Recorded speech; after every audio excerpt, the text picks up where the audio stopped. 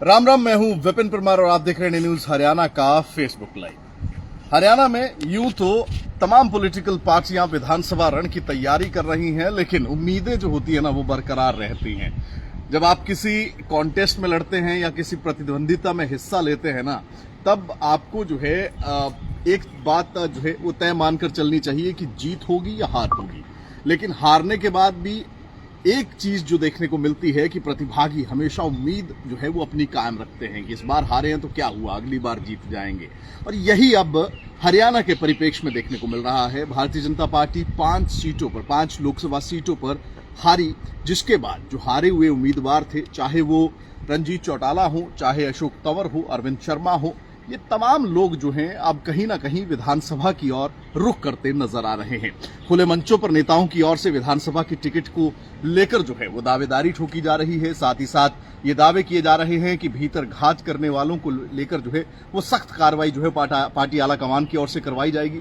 अब ऐसी परिस्थिति में कहीं ना कहीं भारतीय जनता पार्टी लगातार जिस तरीके का परफॉर्मेंस लोकसभा चुनावों में रहा, क्योंकि एग्जिट पोल के नतीजे भी कुछ और आए, लेकिन उसके विपरीत 5 सीटों पर कांग्रेस और भारतीय जनता पार्टी जो है वो आमने सामने खड़ी है। अब ऐसे में इन हारे हुए उम्मीदवारों की उम्मीद कितनी बरकरार भारतीय जनता पार्टी रखेगी, ये तो आने वाला वक्त तय करेगा। लेकिन तमाम समीकरणों के साथ साथ भारतीय जनता पार्टी की ओर से 4 से 5 लोगों का पैनल जो है वो प्रदेश की 90 की 90 विधानसभा सीटों पर तैयार किया जा रहा है। अब इन नामों को क्या कंसिडरेट किया जाएगा, ये जो लोग लोकसभा के रण में उतरे, हार का मुंह देखना पड़ा, कुछ क्लोज कॉन्टेस्ट भी हमने लोकसभा के इस रण में देखने को मिले। अब वो लोग जो हैं वो एक बार फिर से जो है वो तैयारी कर रहे हैं। सोनीपत से मोहनलाल बड़ौली की बात की जाए, अशोक तंवर सिरसा से हारे, रंजीत चौटाला हिसार से हारे। हिसार में उनकी ओर से ये कहा गया कि हिसार मेरा घर है। एक बार फिर से वो अपनी कॉन्स्टिट्यूएंसी रानिया के लिए जो है वो कहीं ना कहीं दावेदारी ठोकते नजर आ रहे हैं।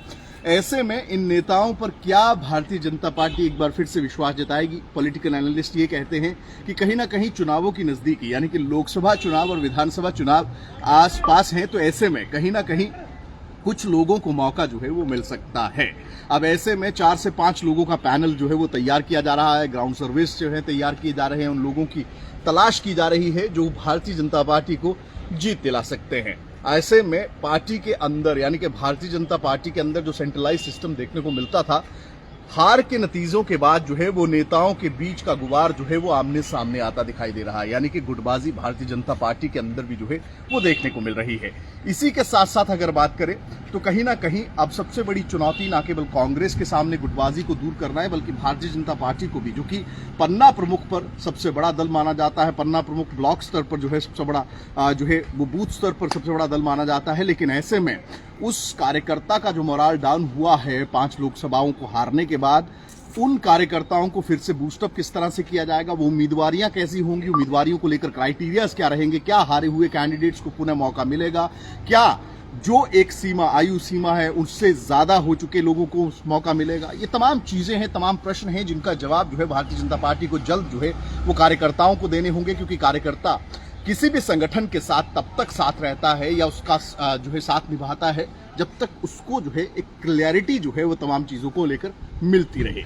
अब ऐसे में उम्मीदें कहीं जताई जा रही हैं, क्योंकि लोकसभा हारे हुए ये उम्मीदवार ये सोचकर चल रहे हैं कि इनकी ओर से पूरा का पूरा कैंपेन जो है वो उन विधानसभाओं में, क्योंकि एक लोकसभा के चुनाव के अंदर कई विधानसभाएं जो है वो कंसिस्ट करती हैं, तो ऐसे में तमाम विधानसभाओं में इनकी ओर से प्रचार किया गया है, उस प्रचार का हमें फायदा मिलेगा। इसी के साथ साथ केंद्र की जो सरकार बनी है उसका फायदा हमें मिलेगा। लेकिन ये तय स्टेट यूनिट को और पार्टी आला कमान को करना है कि क्या हारे हुए कैंडिडेट्स को एक बार फिर से मौका देना है या नहीं देना है। वहीं कांग्रेस के लिए भी दिक्कतें बढ़ती जा रही हैं। कुमारी शैलजा कल टोहाना पहुंची थी, वहां जो है पूर्व मंत्री के समर्थकों की ओर से अंदर ना प्रेस कॉन्फ्रेंस में बुलाए जाने को लेकर जो है वो शीशे तक तोड़ दिए जाते हैं। वहां पर कुछ पत्रकार थे, उनको भी कहीं ना कहीं हल्की फुल्की चोटें आई। ऐसे में कुमारी शैलजा की ओर से एक बयान भी दिया गया कि अहम और बहम तोड़कर रहेंगे। इसके साथ साथ उनकी ओर से लगातार एक बात कही जा रही है, जो कि एंटी हुडा गुट है, वो लगातार एक बात करता नजर आ रहा है कि क्या अगर भिवानी महेंद्रगढ़ की टिकट श्रुति चौधरी को दे दी गई होती तो वो जीत जाती। अब ऐसे में ऐसी स्टेटमेंट्स जो हैं वो आपके पार्टी आला कमान की ओर से उतारे गए कैंडिडेट्स को कहीं ना कहीं खुद ब खुद डाउन जो है वो फील कराती हैं। और साथ ही साथ गुटबाजी जो है उसको एक बार फिर से सामने लाने का काम जो है वो करती हैं। तो ऐसे में अब दोनों दल जो है वो बराबरी पर खड़े हैं गुटबाजी के लेकर।